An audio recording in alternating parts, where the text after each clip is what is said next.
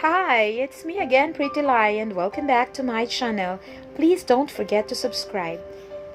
Thank you. And karon ato na ipadayon ang sumpay sa atong sugilanong Ayaw Kong Labda. Chapter 22, Ayaw Kong Samoka. Why did you do that to me, Yumi? Naay ni kalitog storya somewhere sa may likod nako. And even without turning back, kabalo ko og kinsa. Bisan pag dili siya motingog, basta na siya sa akong duol, I could tell nga naa siya because of his scent na kabisado na kayo sa akong sistema. Yeah, right. Why lain kundi si Hendrix? And the nerve of him to question me o nga nung ako itong gibuhat. O siya malipong? Waka ko niya tagda, abi kay na siya kuyog nga gwapa. O kay nain lang laki nga nidool na ako, mudool sad siya. Unsa natandog lang yung ego? Unsa ko some kind of a property nga di pwedeng huwaman sa uban? Di ka ako duwaan nga iyarang biya-biyaan, upasagdan, dayon kung puniton sa uban, iyang pangigihan. My God, Hendrix, you're so impossible. Abi ko bag okay na ta? Di man di ay, you were just toying with my feelings. Dili unta ko mutubag mga besh. I want to show him that I'm not interested in talking to him. Pero, I'm sure nga og dili ko mutubag, kuliton lang ko niya, and he won't leave me alone. Not unless he got his answers. Sumaayon ang tubago na lang aron mahuman dayon and he would leave me alone. And besides, gusto na ko siyang sukmatan sa iyang gibuhat nako. Mura kog tanga nagpaabot niya only to find out nga naa day siya laing kuyog ug ka-date. Wa gyud ko na inform. Nauwaw ko sa akong self kay pwerte na kong expect. Did what?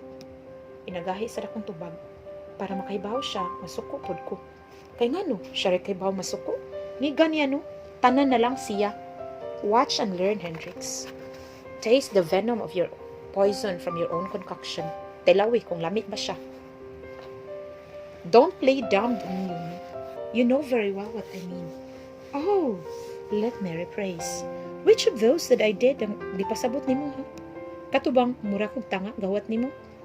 Or katong I dedicated a song for you? Or katong sige kong tanaw nimo bisan wa ko nimo tagda?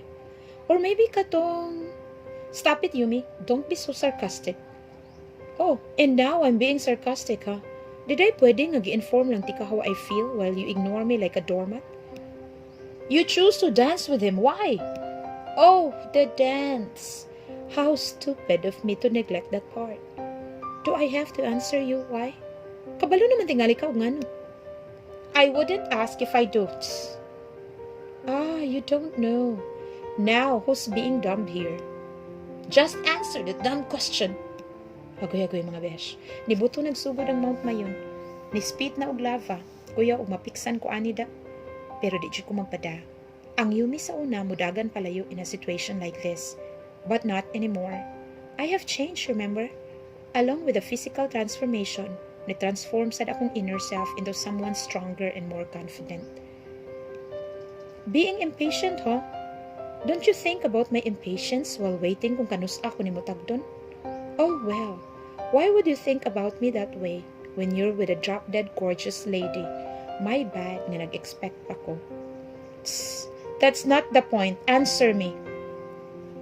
Okay, demanding man kaayo ang animal, murag si Kinsa, nga kapanag-iya nako.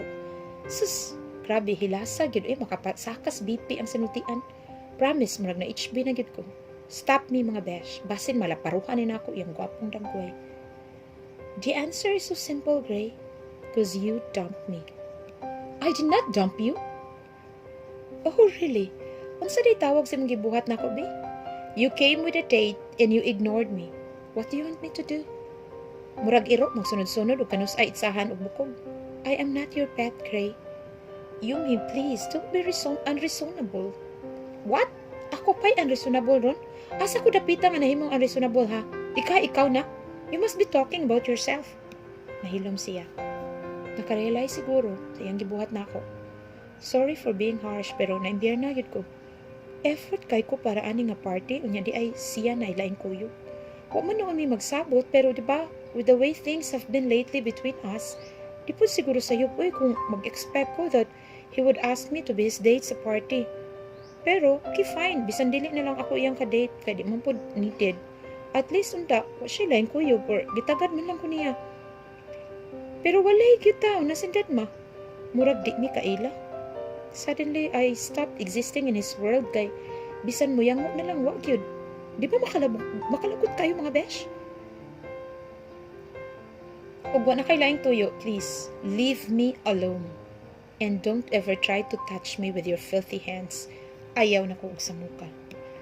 Gituyo na ko og sulti kay maura ba dayon na siya ug wa na ikasulti kay ma-run out of reasons na manggakos og kalit. Di ko gustong ma-influence na pud akong feeling sa iyang proximity kay wa ko'y salig sa akong cellphone. Mo give in na pud unya sa lambing-lambing niya. I have to double my guards para dili siya ka-penetrate kay ako ray luoy town. But babe, please, you just don't understand. Palihog lang, don't call me that. I am not yours in the first place. Go back to your date and leave me in peace. Ayaw na kong sa muka pa, sugod karon. As in, firm na jud kaayo akong tingog mga besh. Mura lang ugwa magkurog ang galamhan. Ka-breakdown no na kay ko ay. Tears are pooling at the corner of my eyes. Kabundak ko na jud kaayo. Wa jud ko nilingi kay di ko gusto mo tan-aw siyang dagway. Klaro kaayo na paluy-luoy effect na pud ni siya sa iyang itsura. Lisod na og madana pud inyong lola nga besh. The girl already told you to leave, bro. Have some respect. Nailaing tingog nga ni sagbat. This time nakalingi na gyud ko. Si Iron na sa duol ni Hendrix nakapamulsa. Cool and collected kaayo og dating. Mura lang og gabuga og iro. Biliba jud nagus angas aning Iron oy way gipili. You again? And who the hell are you to tell me what to do, huh? Agoy, gikuliuhan man diretsyo ni Hendrix si Iron. My God, mga besh, help! Mura grumble yun ni paingon. Dira ba ni mo urong o kumbati si Iron? Basta gulero kayo ni siya katong dito kami sa UC ng eskwela. Gasalig, di makick out kay uncle ni administrator man. Nakulbaan ko light mga besh. Nibarog ko og nidool nilang duha. Stop it, Gray. Get your hands off him. It's okay, Yumi. I can manage. Basta nalimot ka nga black belter ko. Maugani, tara, balik ta sulod na. Gibira na ako si Iron pabalik sa gym para malikayan si Hendrix. Lisod na og makarambula ang duha, gubot kaayo. And it's the last thing I want to happen. I don't want to cause a scene. Sikat na kay ko mga besh. And now, let's have the proclamation of the king and queen of the night. Nilanog ang tingog ni John Ring nga nag-MC. Naaday nga na nga award bisan acquaintance party lang. Oh well, this is CIS. Maogi pagsulod na mo, gaiyahay og lingi ang mga tao kinsa gid kaha ang daog. Ladies and friends, the queen of the night exudes confidence and grace. She looks so stunning and she stands out from the pool of lovely ladies sporting their bohemian dresses this evening. I myself was truly astounded when I saw her strutted her way effortlessly. She's like a walking apparition of Aphrodite. Everyone, please help me welcome this year's Queen of the Night, Miss Yumi Yanson. Nisuliyaw ang mga tao, nay namakpak o nay nanyagit. Did I hear it right? Or is my hearing defective? Ako ang magid katungan ang gitawag, no? Yumi, you won the crown! Congratulations! Iron hugged me sa wa na ko damha.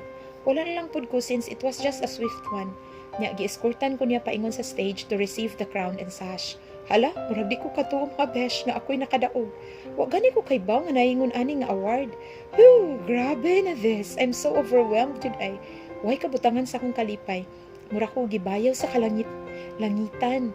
Diyosa, gid kayo akong pamati mga besh. And now, the king of the night is no other than the modern Adonis. Adored by most girls, if not all, dashing and astonishingly good-looking when he's not even smiling. Ladies and gentlemen, he's no other than Mr. Hendrix Gray Hernandez.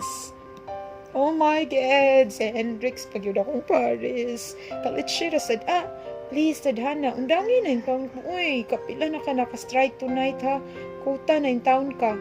Murag roller coaster ride yun ang mga panghitabo rong gabi una. Lami kaayong isuka o goodbye Philippines. Kay grabe kasipa ang mga nahitabo in a span of more than an hour lang. Wag yun ko kaanda magpanagang ani mga besh. Lipay nang takay ko, short-lived rapod kay unsaon si Hendrix may nahimo na kong king. Nilikay na gani ko niya, magkauban pa yun miss picture. Unya pag yun manayaw pag yun mi ani kay na royalty dance. Ay, what on earth?